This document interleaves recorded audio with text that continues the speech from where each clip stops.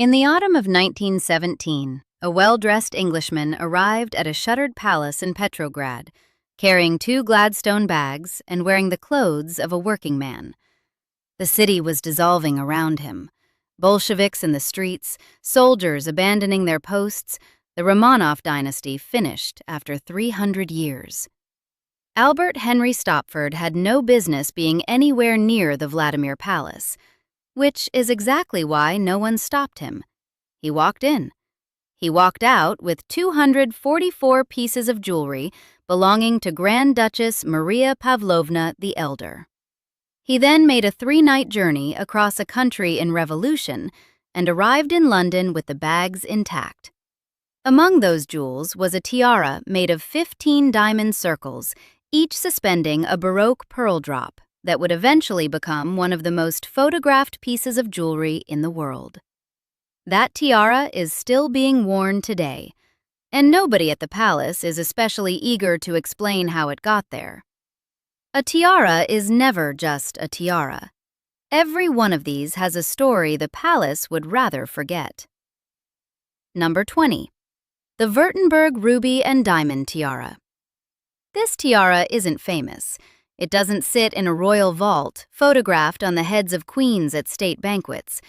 It sits in an auction record, catalogued as a ruby and diamond tiara, circa 1896, associated with Isabella, Duchess of Württemberg, sold at Sotheby's for 762,000 Swiss francs to a buyer whose name the record does not prominently preserve. Start here because this is the standard fate. A tiara made for a duchess, worn in a dynasty, stripped from its family, sold to the highest bidder. Every tiara on the rest of this list survived something: war, revolution, scandal, fire, catastrophe, that reduced other royal jewels to lot numbers and storage receipts. The Württemberg piece isn't on this list for its drama. It's here as the baseline. The thing that happens to royal jewelry when the family doesn't have a spy, a hiding place, or a sufficiently rebellious daughter. Number 19. The Braganza Tiara, Sweden. Queen Sylvia of Sweden has worn this tiara throughout more than 50 years as queen consort. It entered the Swedish royal collection in the late 19th century through Crown Princess Victoria of Baden. 3 successive generations of Swedish Grand Duchesses have worn it. It remains in active ceremonial use today. There is nothing scandalous about it. No espionage, no crash, no bathtub. It's a tiara that simply kept being worn, kept being inherited, kept surviving the century that destroyed most of the dynasties around it. The Swedish royal house watched the Romanovs fall, watched the German Empire collapse, watched the Austro-Hungarian Empire dissolve, watched the Habsburgs scatter across Europe. Through all of it, someone in Stockholm was polishing the Braganza tiara and putting it back in the case. In a list defined by catastrophe, this one is the quiet exception. The Swedes, apparently, just looked after things properly. That this is remarkable tells you something about how the rest of the century went. Number 18. The Napoleon Cut Steel Tiara, Sweden. Made entirely of polished steel, no diamonds, no pearls, no rubies, this tiara was produced during the Napoleonic era when precious metals were being rationed for the war effort. The French court encouraged steel jewelry as a patriotic gesture, a glittering substitute made from forge rather than mine. This piece was the result: faceted steel components assembled with the same formal craft as diamond work, designed to catch candlelight in a room that might otherwise have expected gems.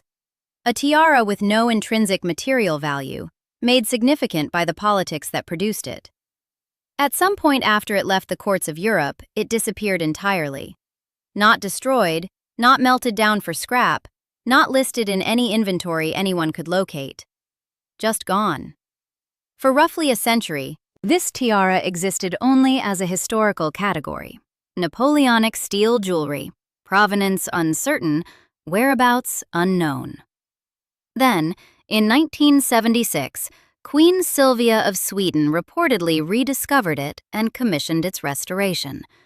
A tiara that had vanished for 100 years resurfaced in Stockholm and re-entered the living ceremonial record of a royal house that hadn't owned it when it was made. The palace offered no particular explanation for where it had spent the intervening century. In the context of this list, that counts as relatively straightforward. At least this one came back. Number 17. The Greville Tiara. What a well-placed bequest can buy. Dame Margaret Greville wasn't born into anything. She was the illegitimate daughter of a Scottish brewer named William McEwen, and she entered the world in 1863 with no title, no ancestral estate, and no obvious route into the social circles she intended to occupy. By the time she died in 1942, she had accumulated friendships with half the crowned heads of Europe, hosted kings and queens at her country house Polesden-Lacey in Surrey, and was described in her biography as the society hostess who collected kings. She achieved this through a combination of money, nerve, and information. She knew which secrets were worth keeping and which people needed them kept. Among the information she held with particular care was her discretion around King Edward VII's affair with her friend Alice Keppel. That discretion wasn't accidental. It was a currency, deposited carefully over decades, and she knew exactly when she intended to spend it. In 1921, she commissioned a tiara from Boucheron in Paris, a diamond piece in a honeycomb construction made with exceptional technical precision and no obvious sentiment. She was 58 years old. She had no children. She had a very clear idea of who should receive it. Queen Elizabeth, the future Queen Mother, received Margaret Greville's entire jewelry collection as a bequest in 1942. The will also directed £20,000 to Princess Margaret and £12,500 to Queen Victoria Eugenie of Spain. Buckingham Palace confirmed the Boucheron tiara entered the royal collection as part of that bequest. The tiara is now worn by Queen Camilla. Margaret Greville never had a title by birth. She never had children to receive the jewels she had spent. What she had was access and information, and she converted them into a permanent place in the royal collection and a bequest that put her name in the official record of the British monarchy. The Boucheron honeycomb tiara is her receipt. The House of Polesden-Lacey is now a National Trust property open to the public on weekends.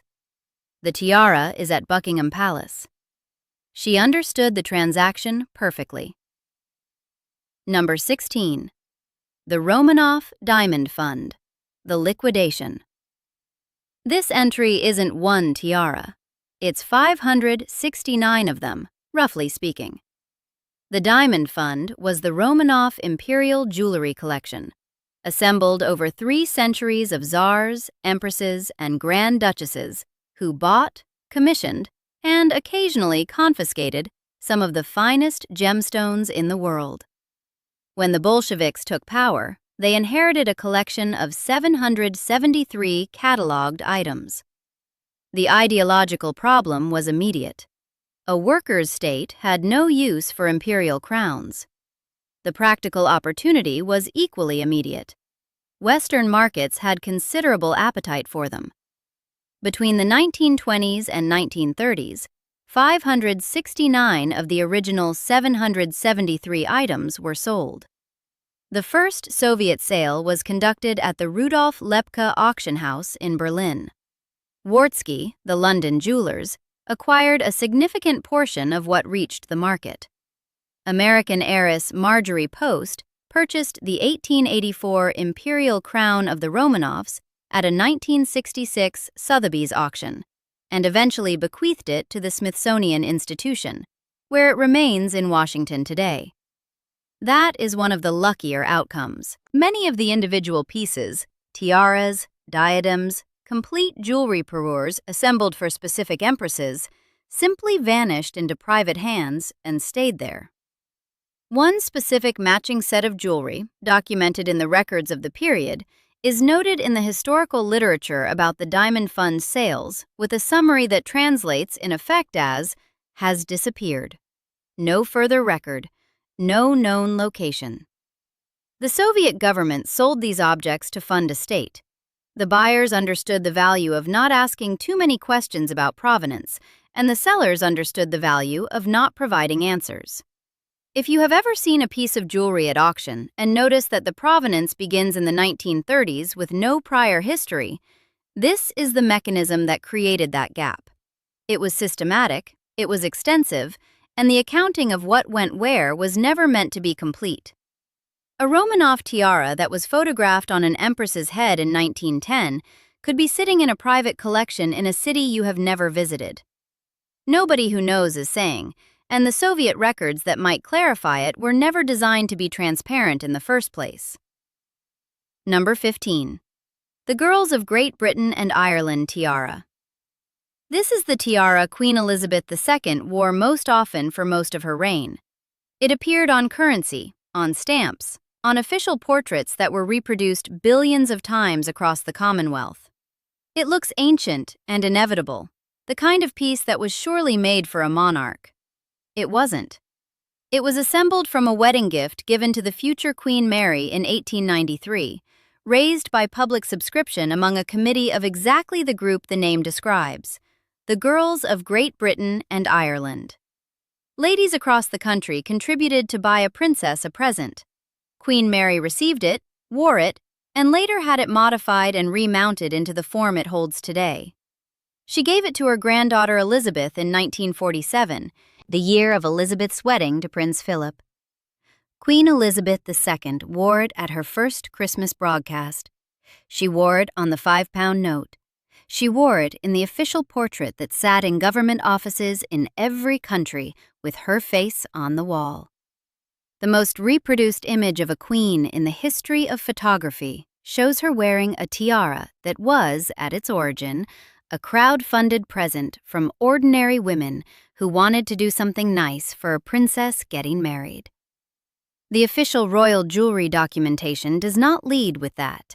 It leads with the diamonds. The origin is technically public knowledge and almost never mentioned.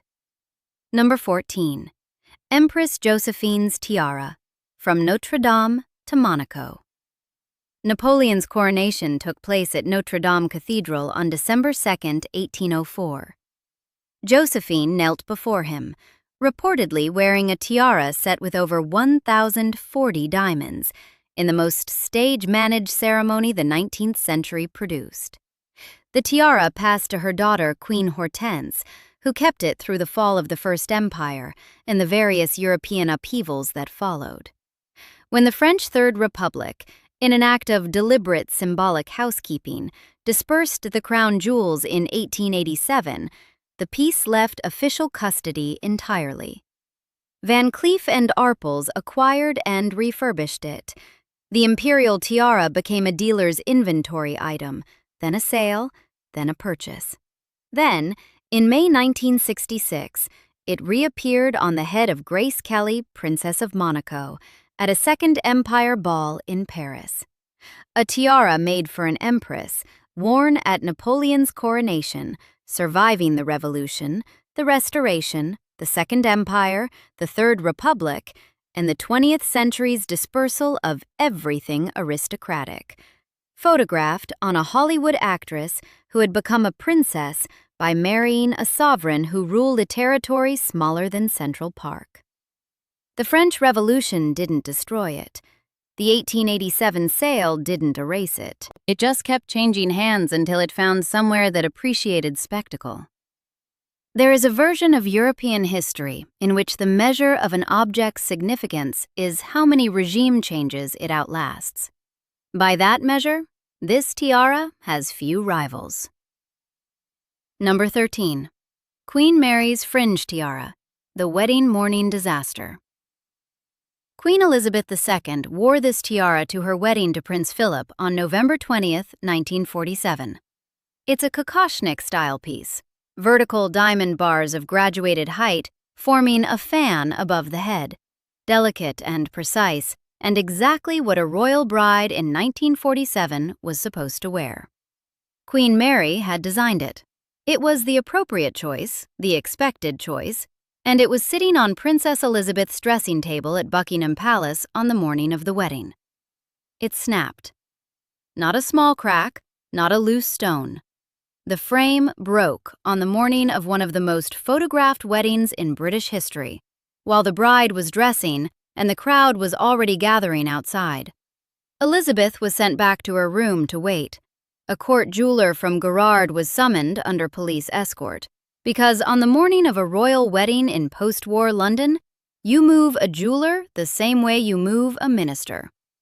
He repaired the tiara, he got back in the police car, the ceremony proceeded on schedule. Nobody in the street knew anything had gone wrong. The photographers captured the perfect image of the diamond fringe against the white dress. The official record of the day contains no mention of the broken tiara, the police escort, or the 40 minutes in which it was genuinely unclear whether the heir to the throne was going to walk to the altar in her grandmother's repaired jewelry or borrow something else at speed. The tiara looked perfect in every photograph. That is an extremely British sentence, and it applies to rather more than jewelry. Number 12.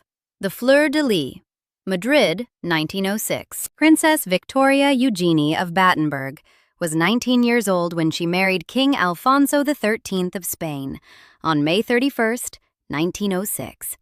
She was a granddaughter of Queen Victoria, raised in Britain, and she had arrived in Spain with the kind of optimism appropriate to a young woman marrying a king.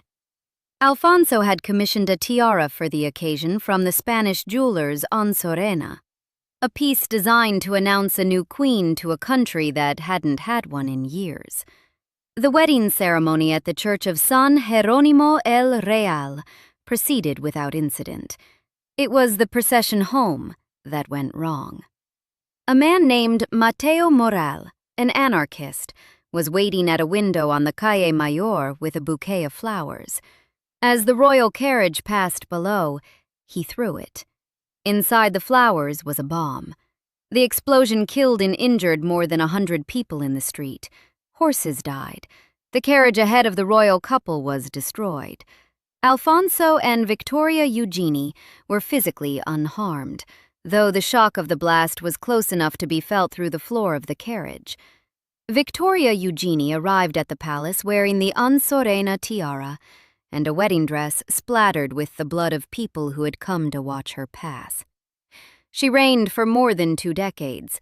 She discovered, after the wedding, that the hemophilia gene running through Queen Victoria's line, the same gene that had killed the Romanov heir Alexei, had passed through her to her sons. 2 of her sons were hemophiliac. Alfonso XIII blamed her for it publicly.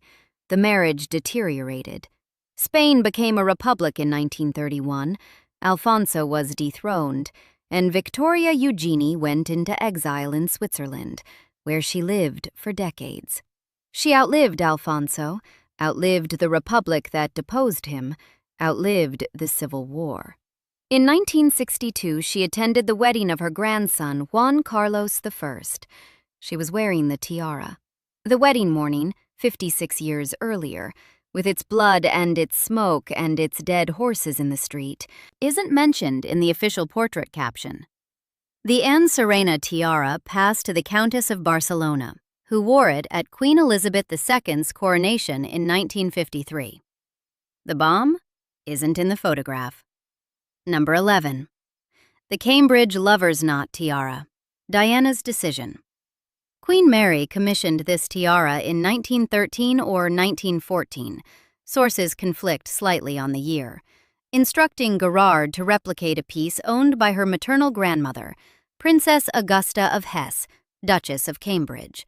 She used diamonds and pearls from her own jewelry box to build it, so the resulting piece has no single purchase invoice. It's an act of reconstruction, a copy made from memory and existing materials. The design is 21 diamond arches, each one suspending a hanging pearl drop, The whole thing precise and luminous and slightly gothic in the way that Edwardian jewelry tends to be when it reaches for the romantic. Queen Mary wore it. Queen Elizabeth II wore it. In 1981, the Queen reportedly offered it to Princess Diana as a wedding gift for her marriage to Prince Charles on July 29th of that year. Diana didn't wear it to the wedding. She chose the Spencer tiara instead, her family's piece, borrowed from her father, belonging to no royal collection. The lover's knot stayed in the vault. She did wear it repeatedly during her time as Princess of Wales. It appeared in formal portraits, at state occasions, in photographs that circulated widely enough that the tiara became visually associated with her, as much as with the queens who had worn it before. After her death in 1997, the tiara returned to the royal collection. It sat, unworn by a Princess of Wales, for over a decade. Princess Catherine, now Princess of Wales, wears it regularly. A former royal butler has described this publicly as very much a tribute to Diana. The 21 arches and their pearl drops look identical in photographs of Diana from 1982 and photographs of Catherine from 2015. The faces beneath them are different. The tiara is the same. The context in which it now sits, as an object that carries the memory of a woman who died wearing the institution's pressure on her shoulders, isn't printed on any accompanying information card at Buckingham Palace. Number 10. The Spencer tiara. The one thing the crown can't have. The Spencer family tiara isn't a crown jewel. It has no Gerard commission, no royal warrant, no monarch's cipher in the manufacturing record. It's a Victorian piece assembled over generations by the Spencer family, various members adding to it across the 19th and 20th centuries, and it belongs to them entirely, not to any royal collection, not to any palace.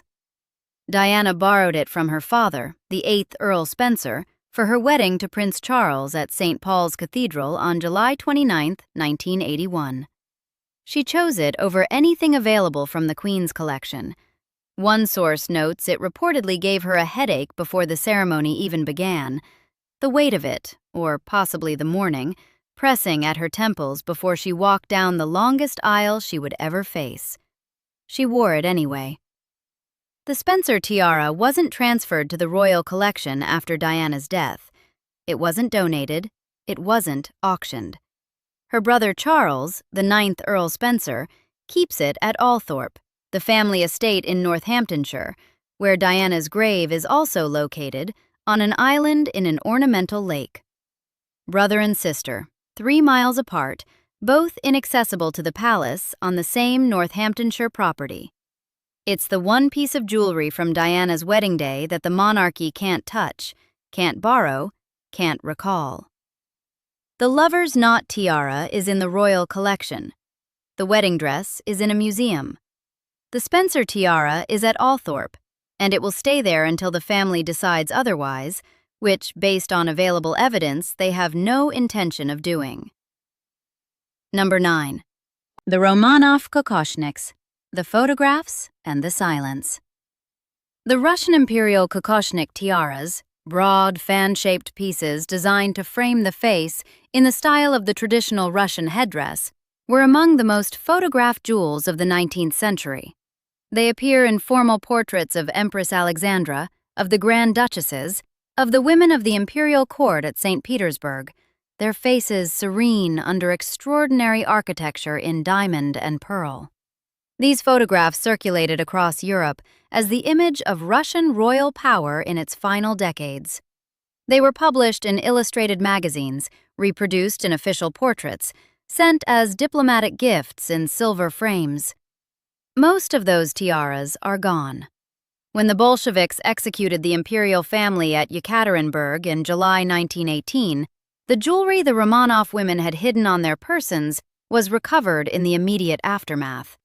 They had sewn diamonds into their corsets and undergarments, a precaution against exactly the situation that had found them.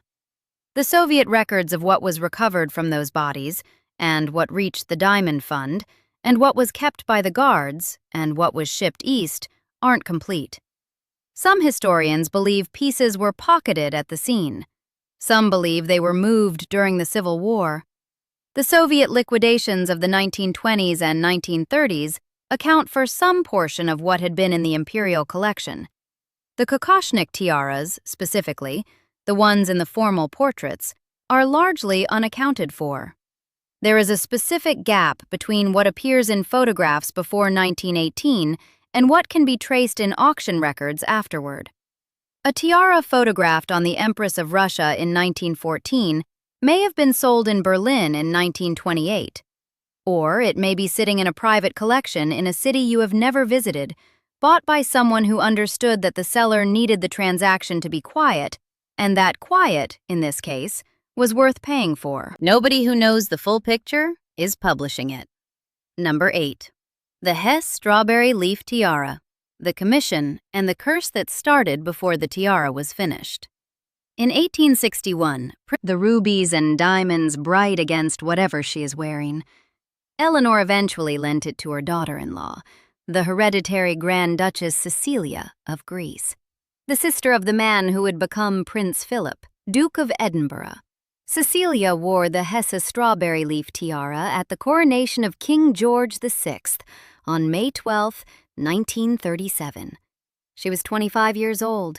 She was carrying her third child, and she was photographed in the tiara in the full ceremonial manner. 5 months later, she was dead. Number 7. The Hesse Strawberry Leaf Tiara, the crash. On November 16, 1937, a Sabine Junkers Ju-52 aircraft took off from Darmstadt bound for London. The purpose of the journey was a wedding. Prince Louis of Hesse was marrying Margaret, a Scottish woman in London, and the family had flown from Germany to attend. On board were Georg Donatus, the hereditary Grand Duke of Hesse, his wife, Princess Cecilia of Greece, their sons, Prince Ludwig, aged 6, and Prince Alexander, aged 4, Grand Duchess Eleanor, who had lent Cecilia the tiara 5 months earlier, nannies, nurses, and the flight crew. Princess Cecilia was approximately 8 months pregnant. Somewhere in the flight, she went into labor. The pilot attempted an emergency landing in Belgium. The plane was descending toward a field near Ostend when it hit a factory chimney. The aircraft broke apart. 11 people died. Georg Donatus and Princess Cecilia, their 2 young sons, Grand Duchess Eleanor, the nannies, the nursing staff, both pilots, and the crew. Among the wreckage, investigators found the body of a newborn infant. Princess Cecilia had given birth on board the aircraft as it was coming down. An Australian newspaper archive carries a contemporary headline from that date. 11 killed in air disaster. Grand Duke of Hesse and family among the. The Hesse strawberry leaf tiara was found in a lockbox in the wreckage. Sources from the period confirm it survived with hardly any damage. A lockbox is designed to protect its contents from fire and impact, which is a practical explanation for why a tiara survived a crash that killed everyone traveling with it. Whether the image of it sitting undamaged against burnt metal is supernatural evidence or the predictable result of good engineering is a question people answer differently, depending on how much they have already invested in the other details of this story. Prince Louis, whose wedding they had been flying to attend, was already in London when the aircraft went down.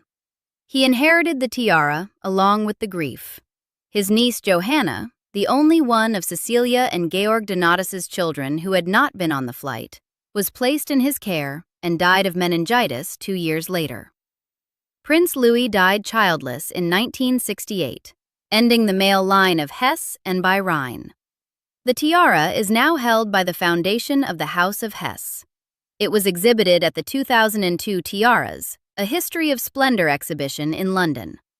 Geoffrey Munn, who organized that exhibition, included a color photograph in his catalog, noting the possible Cartier attribution in the caption. The tiara hasn't been worn by any royal family member since 1937. Nobody has officially called it cursed. Nobody has officially put it on again either. Number 6. The Vladimir tiara, the heist. Grand Duchess Maria Pavlovna the Elder was the wife of Grand Duke Vladimir Alexandrovich, the younger brother of Tsar Alexander III. She was one of the most formidable figures at the Russian imperial court, a hostess whose salon competed with the Winter Palace itself, a collector of considerable taste, and a woman with the political intelligence to understand what the February Revolution of 1917 actually meant for people in her position. She hid her jewelry in a concealed safe inside the Vladimir Palace in St. Petersburg. Then she left Russia. The jewels stayed behind, in a shuttered palace in a city that was coming apart. Albert Henry Stopford was an English antiques dealer, not a spy in any formal intelligence sense, but a well-connected man with a diplomatic passport, high social access on both sides of the channel, and, apparently, the nerve that the situation required. He was a close personal friend of the Grand Duchess. When the jewels needed to come out, he was the person she trusted to do it. In the autumn of 1917, the Wikipedia entry on Stopford gives the date as the end of September, he dressed in workman's clothes and entered the Vladimir Palace. The palace had 360 rooms and had not yet been pillaged. He located the hidden safe, opened it, and packed 244 pieces of jewelry into 2 large Gladstone bags. One account, from a specialist source, describes him entering via the sewers to avoid detection. The more conservative sources confirm the disguise and the bags without specifying the entry route. What all sources agree on is that he got in, he got what he came for, and he got out. He then used his diplomatic immunity to leave Russia, making a 3-night journey out of a country in the middle of a revolution. He arrived in London with the bags undamaged. The Grand Duchess escaped separately, through a different route, and reached France. She died there in 1920, in exile, having never returned to the Vladimir Palace or, apparently, seen the tiara again. Stopford's intervention had secured the jewels that allowed her heirs to live. He published his diaries and letters anonymously in London after the revolution. A Russian academic article from a later period titles its analysis of that publication, "It's All Over. From the Diary and Letters of Albert Stopford on the Situation in Petrograd, July to September 1917. In at least one popular source, he is referred to as the Diamond Pimpernel. Whether he would have enjoyed the nickname isn't recorded. Queen Mary acquired the Vladimir tiara in the early 1920s. The precise year sits between 1924 and 1925, depending on which Gerard record you consult. The tiara had been damaged in transit, and she ordered Gerard to repair it. She then commissioned a modification that made the piece exceptional. The 15 Baroque pearl drops could be removed and replaced with 15 Cambridge emeralds from her own collection, giving one tiara 2 completely different appearances depending on the occasion. Gerard cut a mounting mechanism into the 15 diamond circles. The modification was elegant and practical, and it meant Queen Mary could wear the same frame with 2 entirely different moods. Queen Elizabeth II wore the Vladimir tiara throughout her reign, with pearls for some occasions, with Cambridge emeralds for others. It's currently in the royal collection.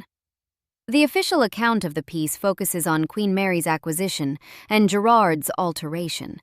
The autumn of 1917, the workman's disguise, and the 3-night journey across a collapsing empire are technically part of the record. They are simply not the part that gets mentioned at state dinners. Number 5.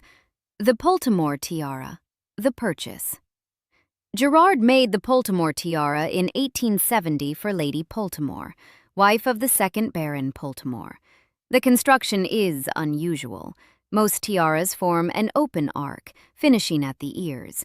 This one is a full circle, meaning it functions equally as a tiara or a coronet. It's tall, set in scrolling diamond formations. and described in most accounts as imposing, the kind of piece that requires a certain amount of confidence to carry. For 89 years it passed through the Poltimore family, and nobody outside those circles paid it much attention. In January 1959, the 4th Baron's grandson put it up for auction, and Princess Margaret bought it.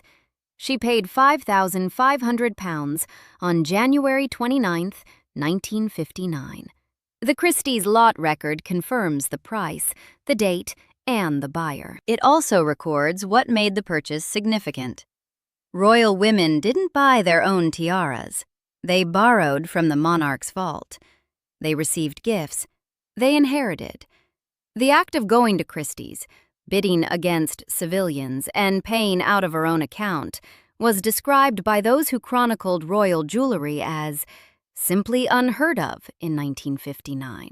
Not unusual, not eccentric, unheard of.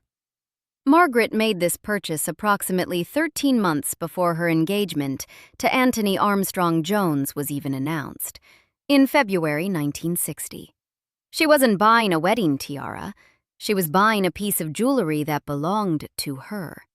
That couldn't be borrowed back by the palace, couldn't be recalled into the vault, couldn't be governed by the institution that governed everything else about her life. The official record does not contain a statement from Margaret explaining her motivation. It doesn't need to. The action is the statement. She wore the Poltimore tiara at her wedding to Anthony Armstrong Jones at Westminster Abbey on May 6, 1960. She didn't borrow anything from the Queen's collection that day. For the first time in memory, a princess of the blood royal walked down the aisle of Westminster Abbey wearing a tiara she had bought herself with her own money from a public auction. The palace said nothing about it publicly. What could they say? Number 4. The Poltimore tiara, the photograph. In 1962, Lord Snowdon photographed Princess Margaret in a bathtub at Kensington Palace, wearing the Poltimore tiara and nothing else. He can be seen in the mirror in some versions of the photograph, camera raised, fully clothed, taking a picture of his wife wearing only the crown she had been too rebellious to borrow.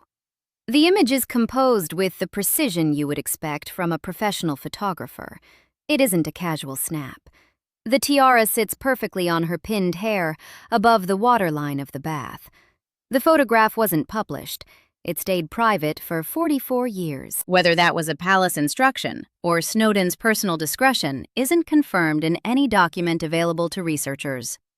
What is confirmed is that in 2006, the same year as the Christie's auction, Lord Snowdon publicly exhibited the photograph at a London gallery for the first time, 4 decades after it was taken. Princess Margaret died in February 2002, aged 71.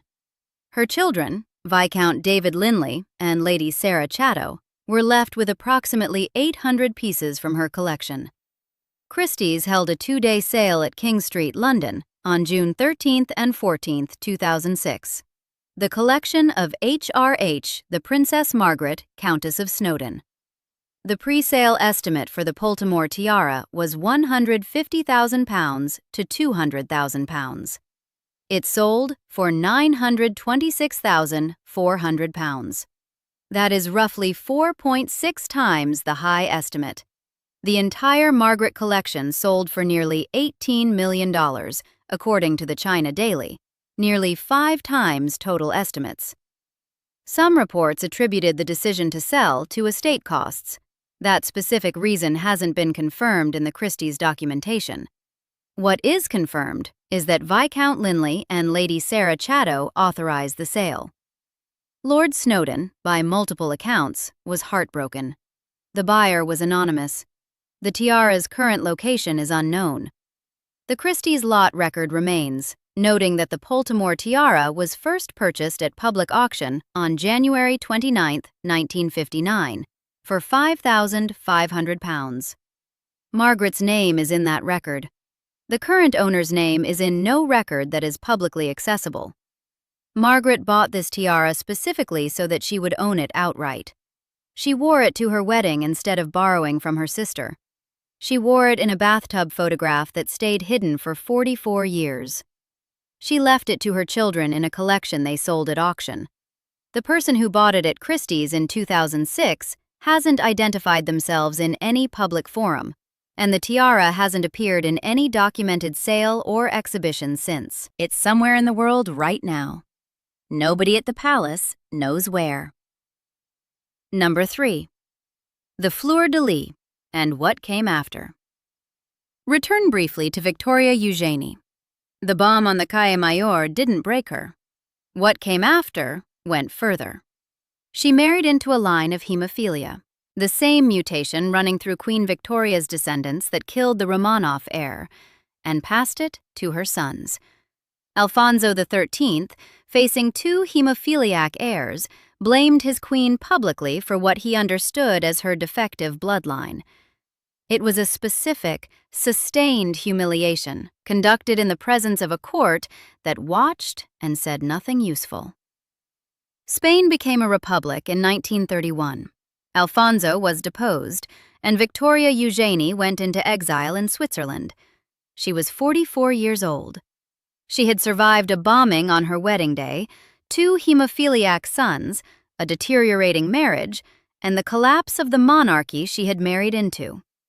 She spent decades in Lausanne, while Spain went through the Civil War, the Franco regime, and its slow reconstruction into something that resembled a modern state.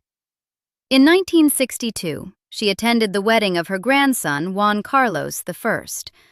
The Ansorena tiara, the one Alfonso had commissioned for the wedding morning that ended in blood, was in the family still, worn by the Countess of Barcelona. Victoria Eugenie died in 1969, in exile, having outlasted the king who had blamed her, the republic that had deposed them both, and most of the political structure of the century she had married into at 19. The tiara survived. The dynasty partially survived.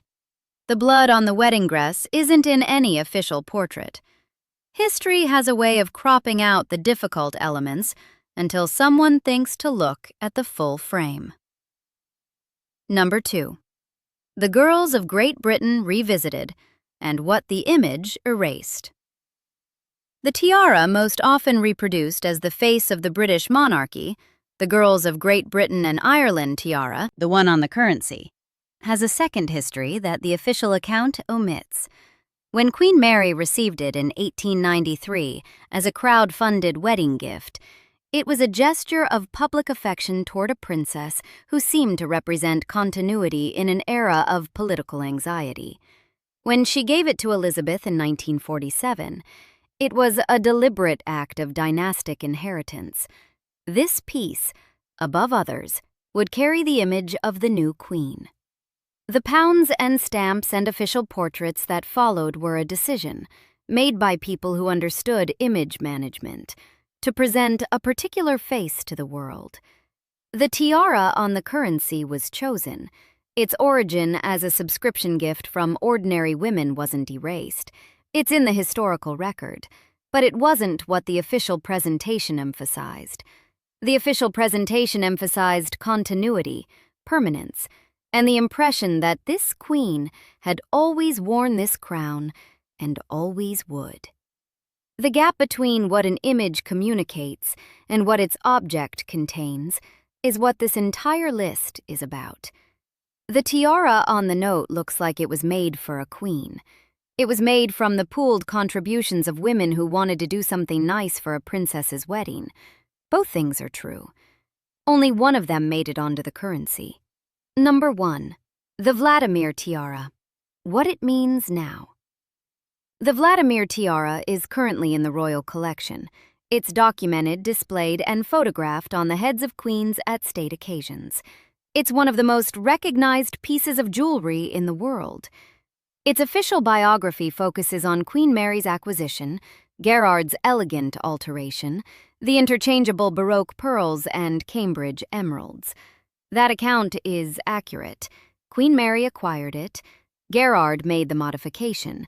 The pearl drops and the emeralds are both beautiful, and both real. What that account does not say is that the tiara's presence in the royal collection is the direct result of a man in workman's clothes walking into a shuttered palace in a city on fire, packing 244 pieces of jewelry into 2 Gladstone bags and spending 3 nights traveling out of a country in revolution.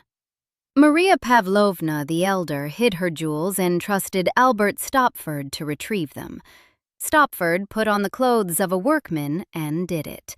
She escaped Russia through a separate route, reached France, and died in 1920, having never returned to the Vladimir Palace and, as far as the record indicates, having never worn the tiara again.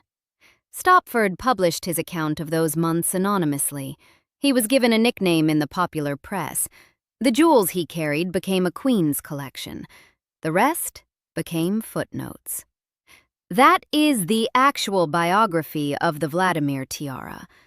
The 15 diamond circles, currently held in the royal collection with the option for Cambridge emeralds or Baroque pearl drops depending on the occasion, passed through one of the 20th century's great political catastrophes in a bag carried by a man in disguise, and emerged on the other side to be photographed at state dinners and Jubilee celebrations and Christmas broadcasts, gleaming under the lights of a palace that presents them as though their history began with Queen Mary's good taste and Gerard's excellent craftsmanship.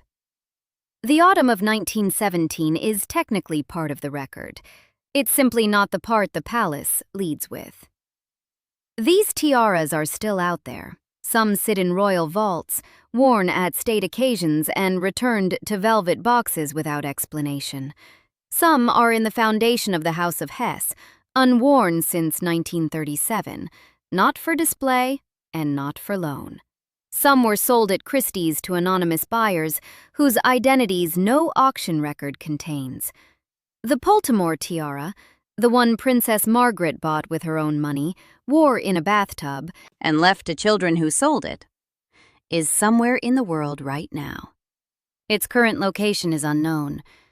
The person who bought it at Christie's in June 2006 hasn't come forward, and no subsequent auction or exhibition has surfaced it.